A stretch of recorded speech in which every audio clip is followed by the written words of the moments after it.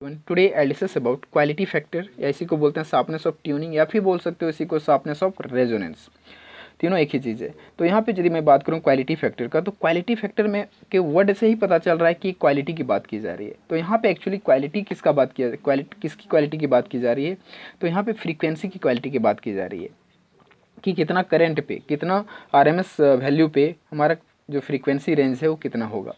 मतलब किस frequency range पे हमारा जो ऑडिबल साउंड है, यदि रेडियो स्टेशन की बात करूँ तो किस फ्रीक्वेंसी पे हमारा जो ऑडिबल साउंड है वो बेटर क्वालिटी, मतलब बेटर साउंड देगा। तो यहाँ पे इसको यदि डिफाइन करना चाहो क्वालिटी फैक्टर को, तो इसको बोल सकते हो कि it is a kind of physical quantity. ये क्या है, एक तरह का फिजिकल क्वांटिटी है। फिजिकल क्वांटिटी जो हमको क्या बताता है, tells us better sound quality eight which value of IRMS sound will be better. मतलब किस करंट पे हमारा जो साउंड है वो बेटर होगा, मतलब किस पावर पे हमारा साउंड जो है सो बेटर होगा। तो उसके लिए हम यदि यहाँ पे एक एग्जांपल लेके बात करूँ तो देखो, ये हम एग्जांपल में रेडियो स्टेशन ले लेते हैं कि this is the radio station, और यहाँ से फ्रीक्वेंसी कुछ इस तरीके से 5 हर्ज, 10 हर्ज और यहाँ पे 15 हर्ज है। इस तरीके से वहाँ से फ्रीक्वेंसी सेंड की जा रही है। ठीक है, यदि वहाँ से फ्रीक्वेंसी सेंड की जा रही है और यहाँ पे एक रेडियो हमारे पास है जिसमें हमको एक चैनल सेट करना है। उस चैनल पे हमको वहाँ पे उस चैनल को ओपन करना है और वहाँ से हमको साउंड लेना है उसका, मतलब वहाँ से जो भी गाना बज रहा है या जो भी बज रहा है उसको हमको देखना, सुनना है। तो वो चीज़ जो चैनल पे सेट होता है वो 10 हर्ट्ज पे सेट होता है, 10 हर्ट्ज पे। तो ऐसे कंडीशन में 10 हर्ट्ज पे यदि मेरा पार्टिकुलर 10 हर्ट्ज पे जब फ्रीक्वेंसी इसका 10 हर्ट्ज होगा, उसी समय हमको ये क्लियर साउंड देगा, बेटर साउंड देगा। यदि इसका फ्रीक्वेंसी इससे लेस होता है तभी हमको अच्छा से सुनाई नहीं देगा, और इससे फ्रीक्वेंसी ज़्यादा होता है तभी हमको ये बेटर सुनाई नहीं देगा, मतलब वहाँ पे नॉइस क्रिएट हो जाएगा। किसी भी तुम एफएम में तुम सेट करते हो तो सेट करोगे तो ट्यून आपका जो ट्यून होगा, ट्यूनिंग यहाँ देख सकते हो शार्पनेस ऑफ ट्यूनिंग, तो शार्पनेस ऑफ क्वालिटी होता है, तो उसका क्वालिटी 10 हर्ट्ज पे ही आपको बेटर मिलेगा, क्योंकि यहाँ पे इसका एम्पलीट्यूड होगा वो मैक्सिमम होगा in comparison of 15 hertz, 5 hertz and 15 hertz. यहाँ पे आपको नॉइस क्रिएट होगा, मतलब यहाँ पे साउंड हो सकता है कि इसके बगल में यहाँ पे 10 के बाद 9 हर्ट्ज में आपको उसका साउंड सुनाई दे, बट बीच में मतलब जितना एनर्जी के साथ यहाँ पे सुनाई देगा उतना एनर्जी पे उस पर नहीं देगा। और हो सकता है 5 हर्ट्ज पे बिल्कुल ना सुनाई दे और 15 हर्ट्ज पे भी आपको सुनाई नहीं देगा, क्योंकि उसका जो पार्टिकुलर रेंज है वो कहाँ पे है, 10 हर्ट्ज पे, मतलब उसी जगह पे उसको, मतलब उसी पॉइंट पे वो सेट हो सकता है।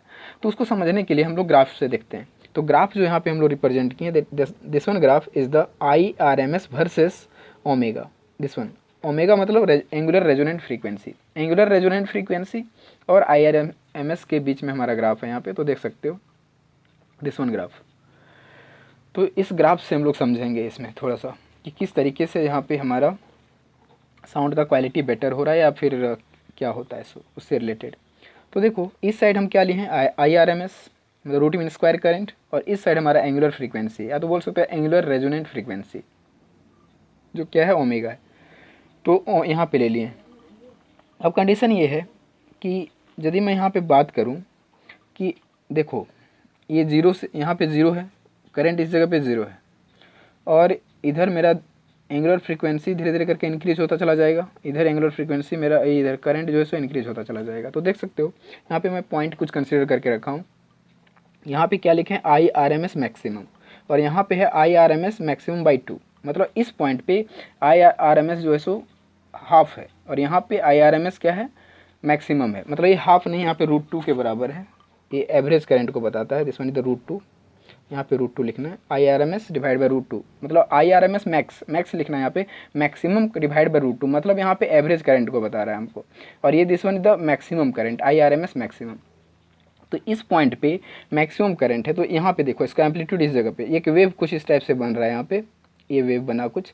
तो इस पॉइंट पे इसका एम्पलीट्यूड क्या है, मैक्सिमम, मतलब किस जगह पे, ओमेगा नॉट पे, इस जगह पे इसका फ्रीक्वेंसी सबसे ज़्यादा है, मतलब यहाँ पे है इसका, मतलब मैक्सिमम करंट पे इसका फ्रीक्वेंसी, मतलब बोल सकते हो कि ये सर्टेन रेंज है, मतलब इस रेंज पे हमारा रेडियो स्टेशन पे सुनाई दे रहा है, तो ये हमारा फ्रीक्वेंसी इसके लिए बेटर होगा। यदि मैं एक चैनल ऑन किया हूँ रेडियो स्टेशन का, तो देख सकते हो कि यहाँ पे मैं बात किया था एग्जांपल में कि 10 हर्ट्ज पे हमको बेटर क्वालिटी देगा, बेटर साउंड मिलेगा।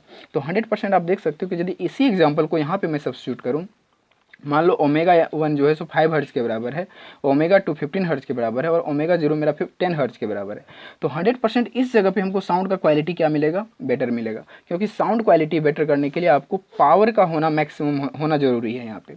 तो देखो यहाँ पे जिस फ्रीक्वेंसी की मैं बात कर रहा हूँ वो आप फ्रीक्वेंसी ऑलरेडी जानते हो LCR सर्किट से, वो फ्रीक्वेंसी क्या है हमारा, this one frequency, F is equals to 2π√LC, this one. ये फ्रीक्वेंसी का फॉर्मूला आप ऑलरेडी जानते हो, this one the angular frequency, और ये क्या है, angular resonant frequency, resonant frequency. आप यहाँ पे omega is the angular resonant frequency and this one is the resonant frequency. ये हमारा रेजोनेंट है और ये क्या है, एंगुलर रेजोनेंट फ्रीक्वेंसी।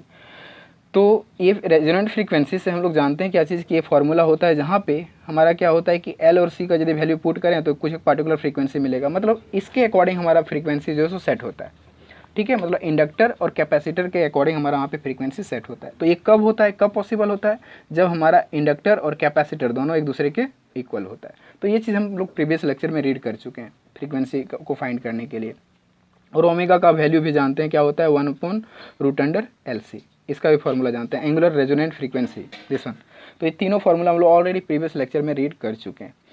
तो उसी चीज़ को यहाँ पे हम लोग रीड कर रहे हैं, क्योंकि देखो यदि इस जगह पे, इस पॉइंट पे हमारा जो चैनल है मैक्सिमम स्ट्रेंथ पे दिख भी रहा है, क्योंकि इस जगह पे इसका एम्पलीट्यूड मैक्सिमम है। जिस रेडियो स्टेशन पे हम, मतलब मान लो रेडियो मिर्ची है या तो एफएम चैनल में हम कहीं भी किसी चैनल को फिक्स किए हैं, जहाँ पे यहाँ पे ही हमको बेटर क्वालिटी मिल सकता है, क्योंकि यहाँ पे देख सकते हो एम्पलीट्यूड क्या है, मैक्सिमम में।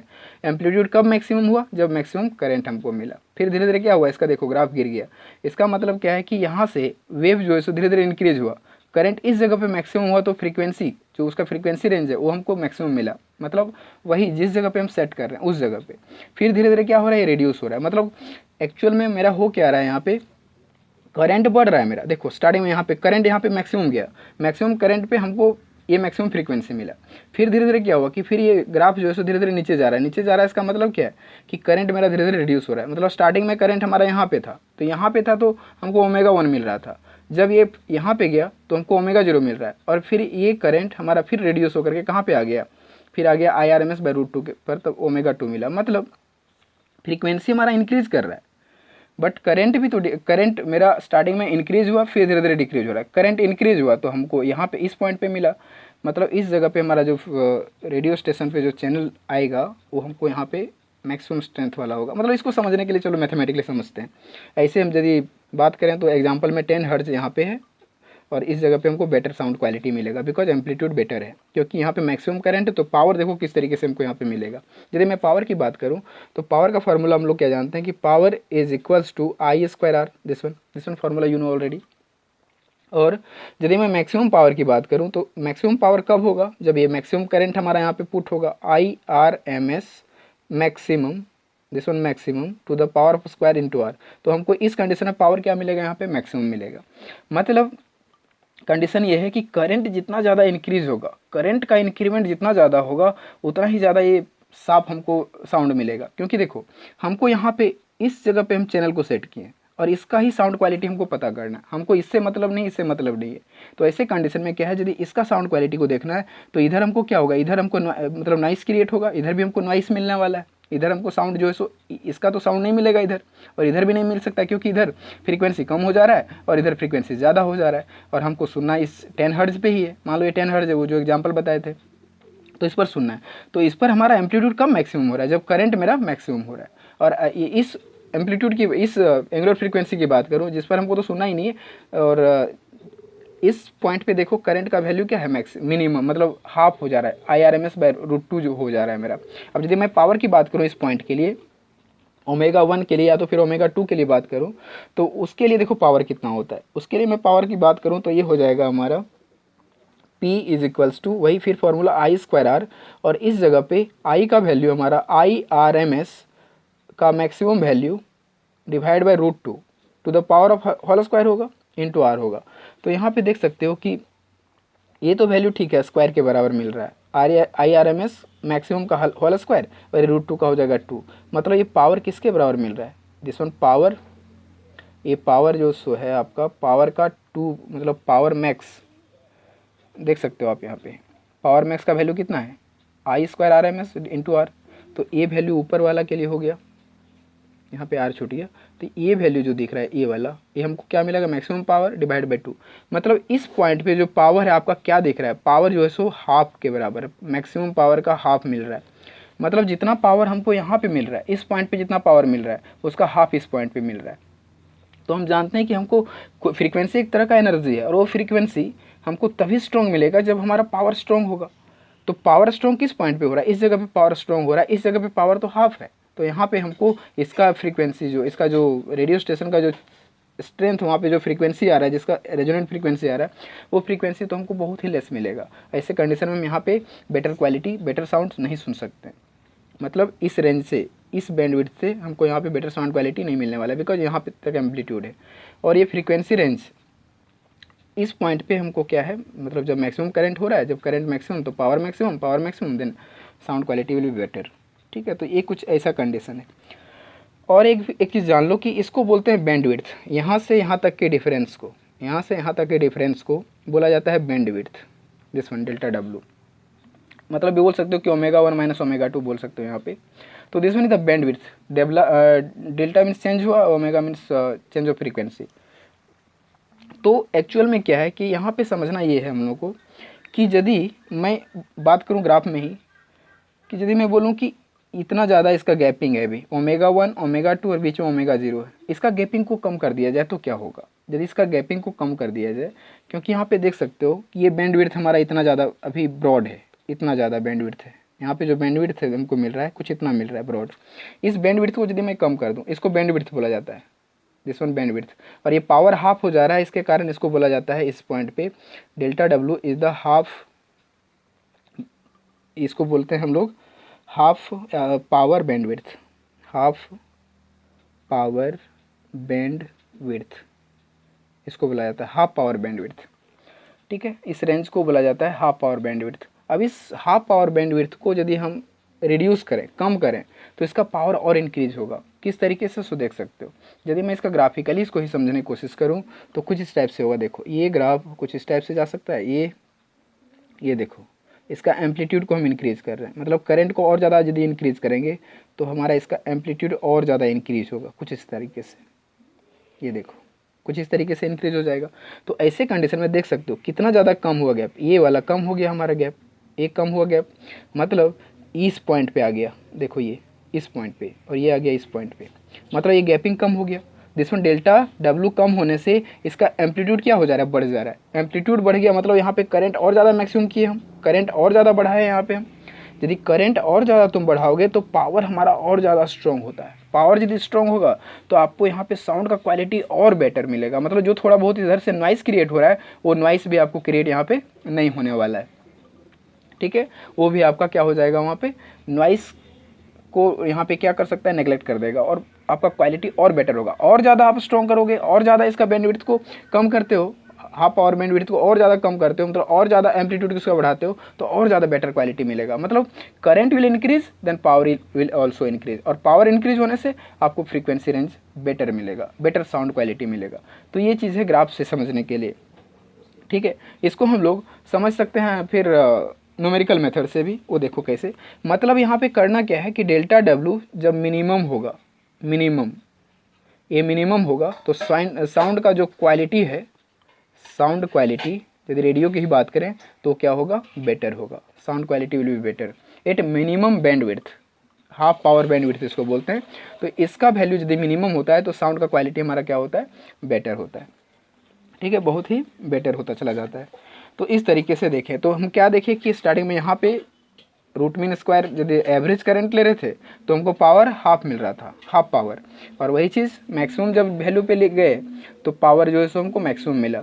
और ज़्यादा इंक्रीज़ किया तो और ज़्यादा मेरा पावर इंक्रीज़ हुआ, और जिस तरीके से पावर मेरा इंक्रीज़ होते चला जाएगा उसके अकॉर्डिंग फ्रीक्वेंसी भी इंक्रीज़ होता चला जाएगा।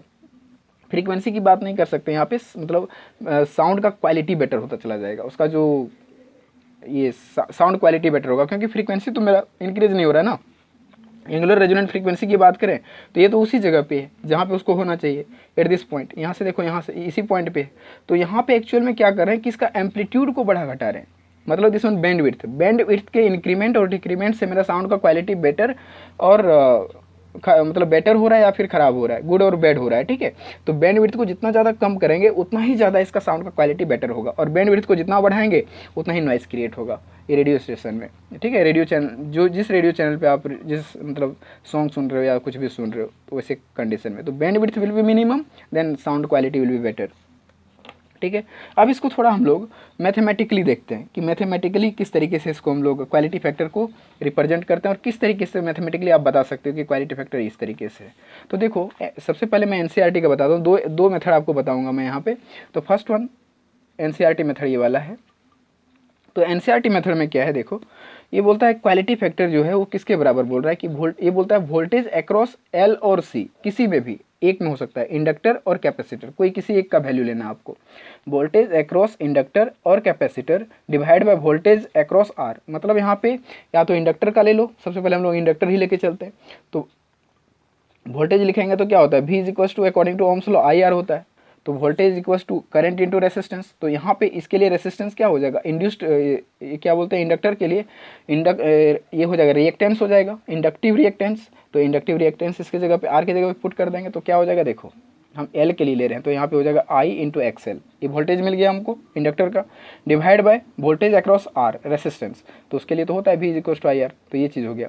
अब करंट दोनों के लिए कैंसिल होगा तो क्या मिलेगा, XL डिवाइड बाय R, और एक्सेल का वैल्यू क्या होता है, omega L divide by R. ठीक है, omega L divide by R. आप चाहो तो यहाँ पे ओमेगा 0 लिख सकते हो, जो जिस फ्रीक्वेंसी पे हम उसको सुन रहे थे। तो ये हो गया ओमेगा एल। तो omega L divide by R, और ओमेगा का वैल्यू क्या होता है 1/√LC, ये हम लोग ऑलरेडी पहले से जानते हैं प्रीवियस लेक्चर से ही। तो ये वैल्यू को यदि मैं यहाँ सब्स्टिट्यूट कर दूँ तो देखो ओमेगा 0 की जगह 1/√LC पुट किए, और एल बाय आर है तो उसको ठीक है एज इट इज़ रख दिए। अब देखो ऊपर एल है तो इसको लिख सकते हैं √L इंटू √L, तो लिख दिए। तो एक एल यहाँ से कट जाएगा नीचे से, तो एक एल कटने से हमारा जो फाइनल रिजल्ट हुआ 1/R√LC।